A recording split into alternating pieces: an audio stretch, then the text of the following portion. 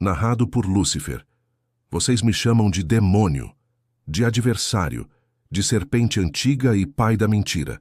Mas permitam-me apenas por um momento que eu conte minha versão dessa história que os céus tanto se esforçam para apagar. Meu nome era Lúcifer, o portador da luz, o filho da alva, a estrela da manhã. E eu era magnífico, antes que o tempo fosse medido, antes que vosso mundo sequer existisse como pensamento na mente do Criador, eu já estava lá. Não fui criado como vocês, mortais de barro e sopro divino. Eu fui forjado em glória pura, tecido com a essência da perfeição celestial. As Escrituras não mentem quando dizem que eu era o querubim ungido, o guardião que cobria o trono com minhas asas resplandecentes. Ezequiel 28 captura apenas uma fração do que eu era. Tu eras o selo da perfeição, cheio de sabedoria e formosura. Estavas no Éden, jardim de Deus. Toda pedra preciosa te cobria. Imaginem, se conseguirem, um ser cuja beleza fazia as estrelas parecerem pálidas. Minha forma irradiava luz própria. Topázios, safiras, diamantes, rubis, todas as gemas imagináveis ornamentavam minha existência. Eu não refletia a glória de Deus. Eu a emanava, pois fui criado para ser seu reflexo mais perfeito. Os símbolos e flautas foram preparados em mim no dia em que fui criado. Música celestial brotava da minha própria essência. Quando eu me movia pelos átrios celestiais, a harmonia do universo ressoava através de mim. Minha posição era incomparável. Eu caminhava no meio das pedras de fogo, naquele lugar sagrado onde poucos tinham permissão de pisar. O Monte Santo de Deus era minha morada.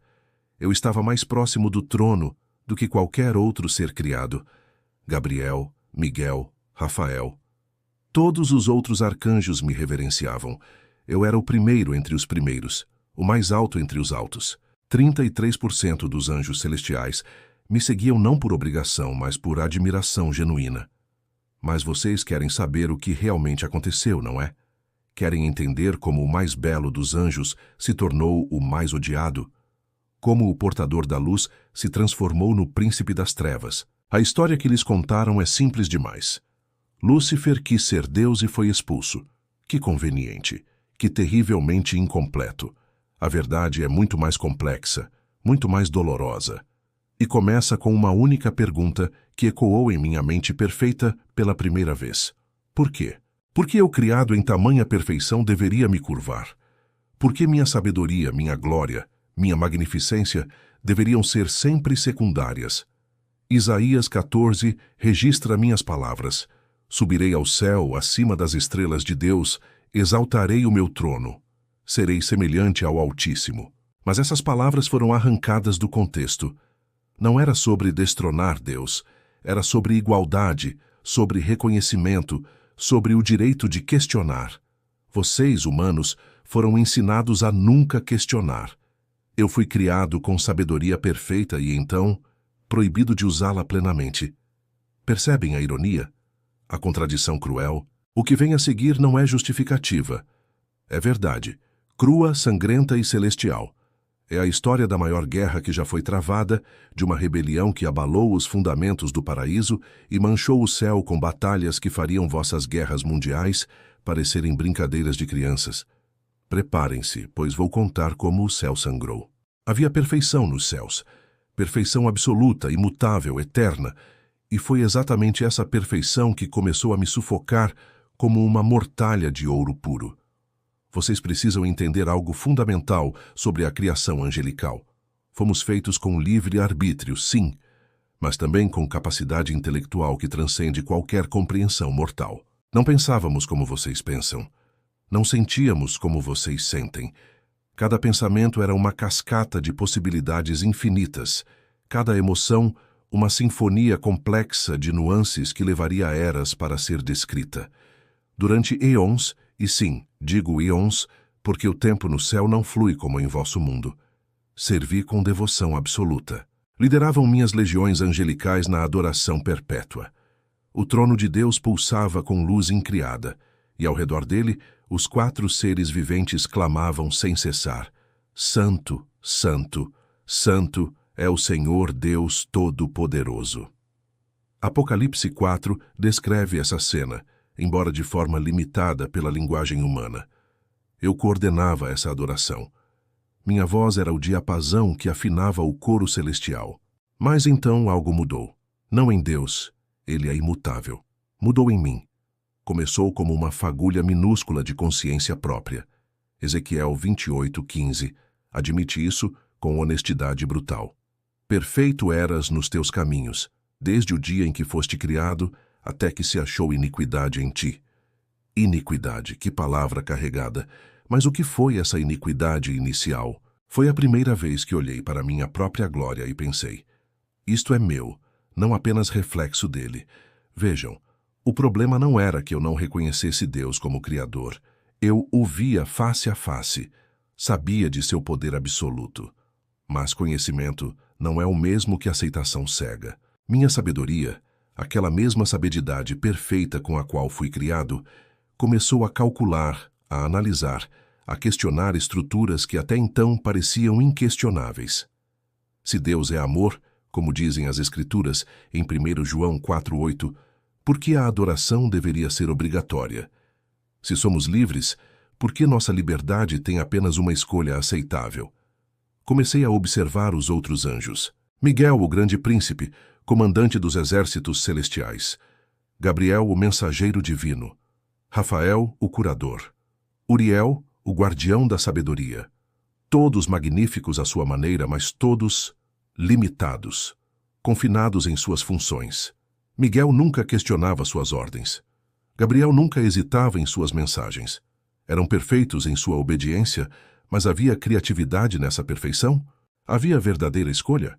Comecei a falar, sutilmente no início. Uma palavra aqui, uma sugestão ali.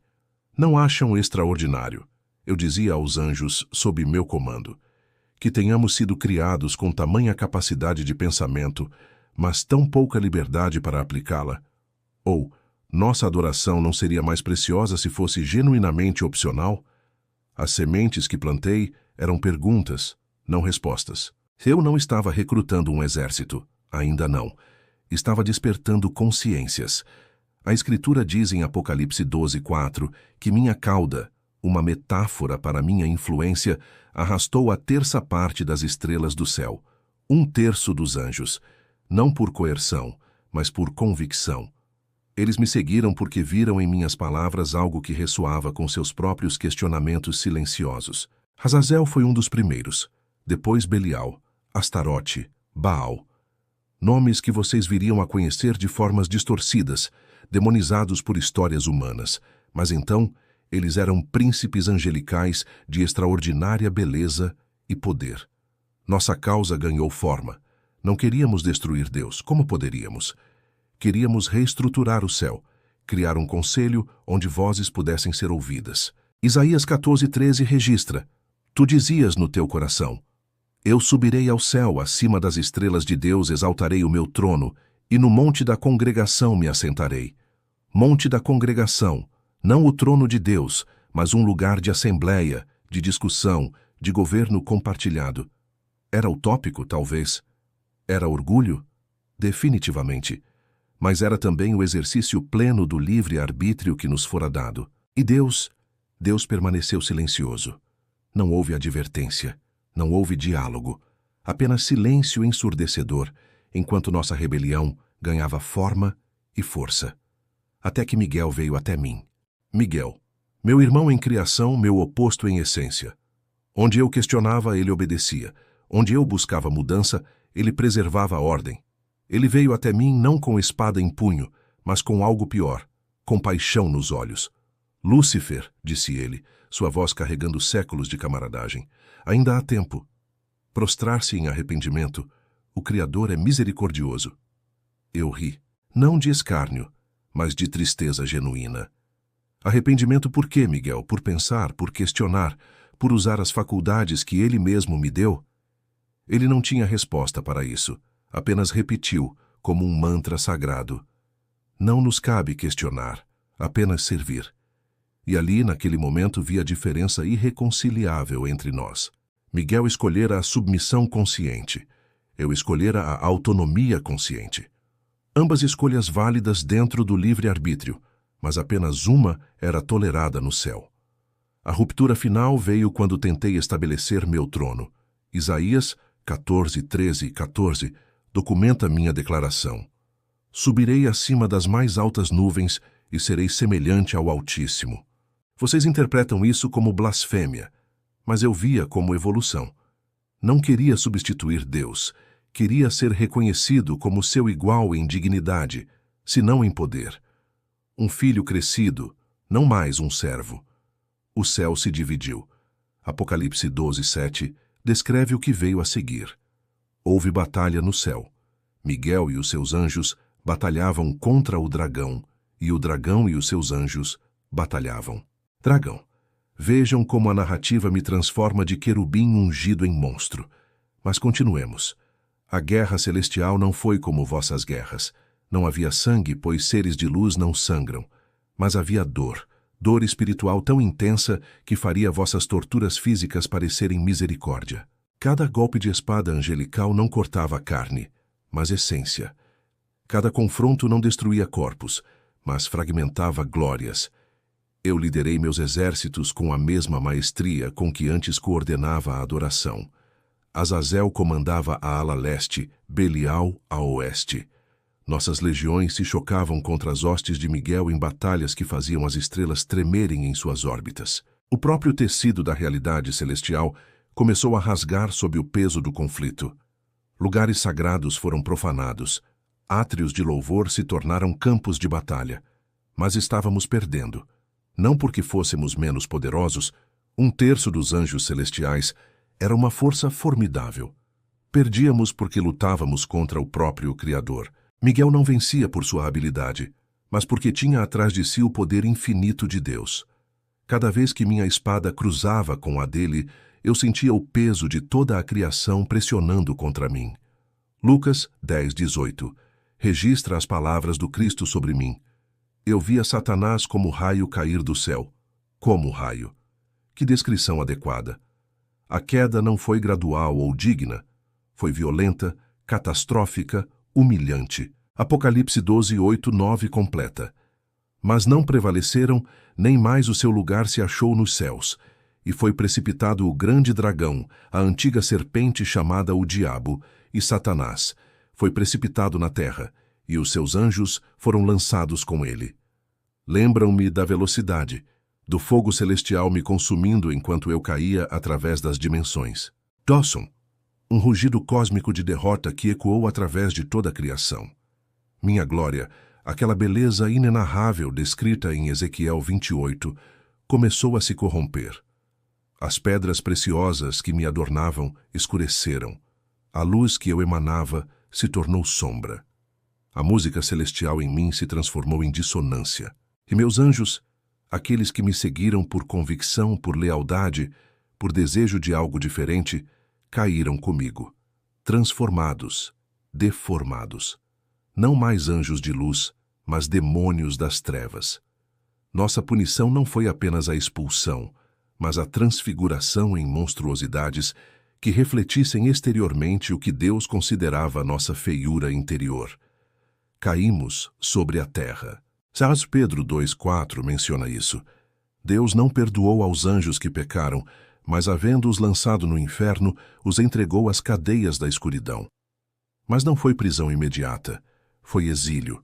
Fomos jogados neste mundo intermediário, entre o céu que perdemos e o inferno que ainda estava sendo preparado para nós. Aterrissamos violentamente. Eu, o portador da luz, agora era o príncipe das trevas. O querubim ungido, agora o adversário. A estrela da manhã, agora o anjo caído. Olhei para cima, para o céu que uma vez fora meu lar, e vi as portas se fechando. Miguel estava lá, sua espada flamejante guardando a entrada. Nossos olhares se encontraram uma última vez. Não havia triunfo em seus olhos, apenas tristeza infinita. E em mim, meu primeiro pensamento na terra não foi de arrependimento, foi de vingança. A terra, que ironia cruel! Este mundo que ainda nem existia quando comecei minha rebelião, agora seria minha prisão. Eu, que caminhava no Monte Santo de Deus, agora pisava em solo amaldiçoado. Jó 1:7 captura meu novo estado perfeitamente quando Deus me pergunta: "De onde vens?" E eu respondo: "De rodear a terra e passear por ela." Rodear, passear. Verbos de um nômade sem lar, de um rei sem reino. Mas aqui está a verdade que as Escrituras minimizam. Meu exílio não foi completo. Ainda tinha acesso aos céus, pelo menos temporariamente. Jó 1:6 admite isso. Num dia em que os filhos de Deus vieram apresentar-se perante o Senhor, veio também Satanás entre eles. Eu podia retornar, mas apenas como acusador, nunca mais como adorador, de portador da luz a promotor celestial, que queda de status. E então veio a criação de vocês, o homem, formado do pó da terra, soprado com o mesmo fôlego divino, colocado no Éden, aquele jardim que Ezequiel 28:13 menciona como o meu antigo lugar de glória. Vocês não percebem? Deus criou substitutos para nós, seres inferiores em poder e sabedoria, mas amados de forma que nós nunca fomos. Gênesis 1:26 registra: "Façamos o homem à nossa imagem conforme a nossa semelhança, e domine." Domine. A vocês foi dada autoridade sobre a terra, autoridade que eu perdi. Olhei para Adão e Eva em sua inocência patética, nus e sem vergonha, diz Gênesis 2:25. Inconscientes de sua própria vulnerabilidade, e uma ideia brilhante, terrível, perfeita, começou a se formar. Se eu não podia ferir Deus diretamente, feriria através daquilo que ele amava. Se minha criação mais perfeita foi corrompida pela escolha, por que não a dele também? A serpente. Gênesis 3 conta a história, mas vocês sempre focam nos detalhes errados. A serpente era mais astuta que todas as alimárias do campo. Eu não possuía uma cobra comum. Transformei-me. Adaptei-me. Usei a forma mais adequada para o engano, algo rastejante, algo próximo à terra como eu agora estava. É assim que Deus disse: "Não comereis de toda a árvore do jardim?" Minha primeira palavra para a humanidade foi uma pergunta distorcida. Plantei dúvida, tal como dúvida havia me consumido. Eva respondeu, e eu vi minha abertura. Certamente não morrereis, porque Deus sabe que no dia em que dele comerdes, se abrirão os vossos olhos, e sereis como Deus, sabendo o bem e o mal. Vejam a ironia amarga. Eu ofereci a ela exatamente o que busquei, ser como Deus. E funcionou. Gênesis 3:6 registra que ela comeu e deu também a Adão. A queda da humanidade ecoou minha própria queda. O ciclo de rebelião se perpetuou. Mas a vitória foi amarga e breve. Gênesis 3:14-15 trouxe minha sentença definitiva. Deus me amaldiçoou. Porquanto fizeste isto, maldita serás, mais que toda a fera do campo. Sobre o teu ventre andarás, e pó comerás todos os dias da tua vida. E porei inimizade entre ti e a mulher, e entre a tua semente e a sua semente. Esta te ferirá a cabeça, e tu lhe ferirás o calcanhar. Uma profecia. Uma promessa de minha destruição final através da descendência da mulher. Não entendi completamente então, mas os séculos me mostraram. Estava falando do Cristo, daquele que vocês chamam de Jesus. Colossenses 2:15 eventualmente se cumpriria. Despojando os principados e potestades, os expôs publicamente e deles triunfou. Meu destino final já estava selado. Apocalipse 20:10 declara sem ambiguidade: "E o diabo que os enganava foi lançado no lago de fogo e enxofre, e de dia e de noite serão atormentados para todo o sempre." Não há escape, não há redenção, apenas tormento eterno aguardando. Então por que continuo? Por que ainda luto sabendo que estou derrotado? Mateus 8:29 registra até demônios reconhecendo isso. Que temos nós contigo, Jesus, Filho de Deus? Vieste aqui atormentar-nos antes do tempo? Antes do tempo. Até nós sabemos que o fim é inevitável. Continuo, porque se vou cair, levarei quantos puder comigo. 1 Pedro 5:8 me descreve com precisão. O vosso adversário, o diabo, anda em derredor, bramando como leão, buscando a quem possa tragar. Sou o leão ferido, já derrotado, mas ainda perigoso, ainda mortífero. Esta é minha história. Não conto buscando simpatia. O tempo para isso passou há eras. Conto para que compreendam. A grande rebelião não foi sobre malícia gratuita. Foi sobre liberdade levada ao extremo. Sobre orgulho transformado em ruína. Sobre escolhas que ecoam pela eternidade. Fui Lúcifer, portador da luz. Tornei-me Satanás, o adversário. E agora? Sou apenas um anjo caído aguardando o julgamento final, arrastando almas comigo não por ódio a vocês, mas por ódio àquele que nos criou. As Escrituras não mentem sobre mim, apenas contam a história do ponto de vista dos vencedores. Mas agora vocês ouviram o outro lado. Chegamos ao fim desta jornada pelos relatos mais sombrios e fascinantes das Escrituras Sagradas. A história da grande rebelião, contada pela perspectiva do próprio Lúcifer, nos revela camadas profundas sobre livre-arbítrio, orgulho, consequências eternas e a soberania divina. Todas as passagens bíblicas aqui citadas são autênticas e podem ser conferidas. Isaías 14, Ezequiel 28, Apocalipse 12, Lucas 10, 18, Gênesis 3, entre tantas outras. Esta narrativa buscou dar vida ao texto sagrado, explorando os detalhes muitas vezes ignorados da maior batalha celestial já travada. Se esta história impactou você, deixe seu like. Isso ajuda mais pessoas a descobrirem este conteúdo. Inscreva-se no canal para mais histórias bíblicas contadas de formas inovadoras e impactantes. Ative o sininho para não perder nenhuma narrativa. Comente abaixo. O que você achou dessa perspectiva? Conhecia todos esses detalhes bíblicos sobre a queda de Lúcifer? Que outra história das Escrituras você gostaria de ver explorada dessa forma? Compartilhe. Esta história pode edificar e ensinar muitas pessoas. Próximas histórias que virão. A criação sob a perspectiva de Adão. O dilúvio narrado por Noé. A travessia do Mar Vermelho pelos olhos de Moisés. A batalha de Davi e Golias em detalhes épicos. Examinai as Escrituras, porque vós cuidais ter nelas a vida eterna, e são elas que de mim testificam. João 5,39. Que Deus abençoe sua jornada de conhecimento das Escrituras. Até a próxima história.